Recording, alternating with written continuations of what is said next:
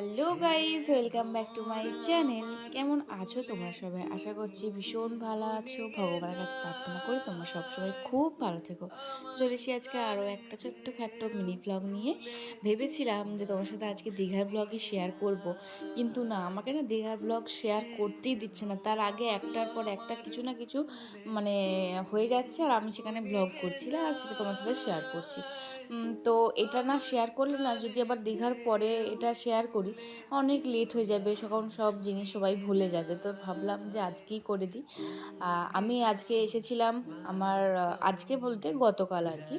গতকাল ছিল আমার বান্ধবীর বাড়িতে, সায়নিকাদের বাড়িতে আর কি হরিনাম।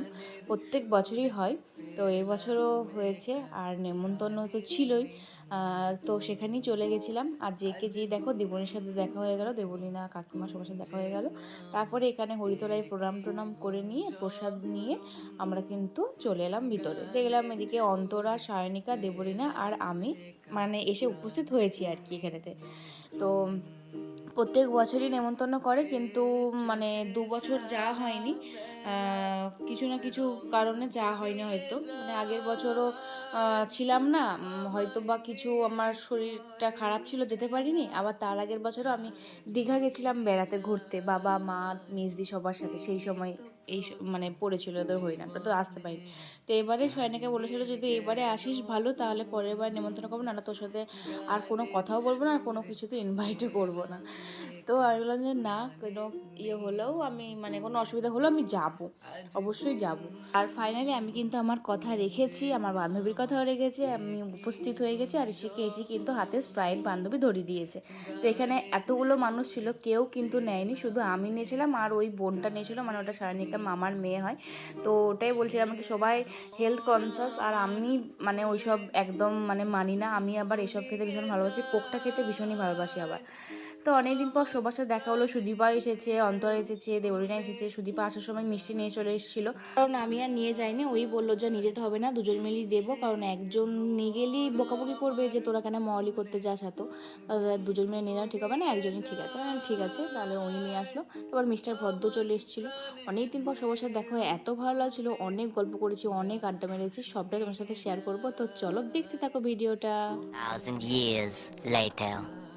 তো তারপরে অনেকক্ষণ গল্প টল্প করার পর ঘড়ির কাঁটা যে কখন 2:30 বেজে গেছে সেটা আমরা খেয়ালই করিনি। তো তারপরে দাদা আরে বললো সায়ন্তনদা যে চল খেয়ে নিবি চল। তো তারপরে এসে দেখলাম যেখানে সিট নেই, পুরো ভর্তি হয়ে গেছে। আর 3টে সিটের মতন ছিল, ওই দেবলীনা, অন্তরা আর তিতলি বসে পড়েছিল। তারপর ঠিক আছে, পরের ব্যাচটাতেই বসবো। আর তারপরে এসে দেখি এদিকে স্মৃতিকণা পলাশদা এসে গেছে, তো ভালোই হলো, একসাথে পরের ব্যাচটাতে সবাই মিলে বসে পড়তে পারবো। তো এটাই বলছিলাম আর কি, অনেকদিন পর সবার সাথে দেখা হয়, এত ভালো লাগছিল যে কি বলবো। কিন্তু নিজেকে আমার ক্যামেরা অন করলে কীরকম রুগী রুগী দেখতে লাগছিলো, তো সেটা নিয়ে ভীষণ হাসাহাসি করছিলাম।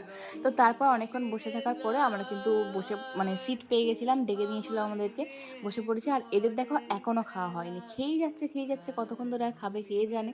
তো যাই হোক, যখন ওদের দিকে ক্যামেরা অন করি না কেন, ওরা শুধু এই হাই আর হ্যালো ছাড়া কিছুই বলে না। মানে আমি তাই বলছি যে এখানে খাচ্ছিস তো এখানে তো হ্যালো করতে হবে, একবার তো হাই হ্যালো করে দিয়েছিস, আবার কিসের জন্য। আর এদিকে বসে বসে আমাদের এত গরম করছিল, মানে কি বলবো, এখানে রোদটাও ছিল, ক্যামেরাতে হয়তো রোদটা বুঝতে পারা যাচ্ছে না, বাট ওই দিকটা দিয়ে ভীষণই রোদটা পড়ছিল। তো তারপর এদিকে স্মৃতিকণা আরে এতটা লেট করে ফেললো, আমি বারবার বললাম যে চলায় চলায়, ওরা আবার কিসের জন্য লেট করলো কে জানে। তো সেজন্য ওরা আবার সিটটা পেরো না, পেছন দিকে, নাহলে সিটটা ছিল। এবার সবাই দাঁড়িয়ে আছে, আর কতজনের জন্য মানে সিটটা রাখবো বলো, তো সেজন্য ওরা বসতে পেলো না। তাই বললাম একটুখানি দাঁড়া, এই ব্যাচটা উঠে গেলেই তোরা বসে নিতে পারবি, কারণ এক একটা করে লাইন খালি হচ্ছে, বসে পড়ছে আর কি, বেশিক্ষণ দাঁড়িয়ে থাকতে হবে না। তো তারপরে দেখি আমাদের পাতা পড়ে গেছে ওয়েট করতে করতে। আর তারপরে ওরাও ওইদিকে দাঁড়িয়েছিল, আর চারিদিক থেকে শুধু ব্লগ হচ্ছে, এ করছে ব্লগ, ও করছে ব্লগ। তোমরা তো জানোই সায়নিকা এখন ব্লগ মোটামুটি শুরু করেছে, আর স্মৃতি তো খুব ভালো ব্লগ বানাই, ও তো করছেই। তো এখন কোনো চিন্তা নেই যে আমি এই ক্লিপটা নিতে ভুলে গেলাম, তো ওর কাছ থেকে পেয়ে যাবো, এই আর কি।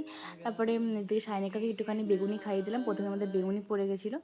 আর তো একটুখানি কষ্ট হবে আর কি, এই গরমের মধ্যে ভিডিও করা, খাবার দেওয়া। তো আমি শুধু ওকে বললাম তুই ছবিটা তুলবি আর আমি ভিডিওটা করে নেবো, তাহলে দুজনের সুবিধা হবে আর কি।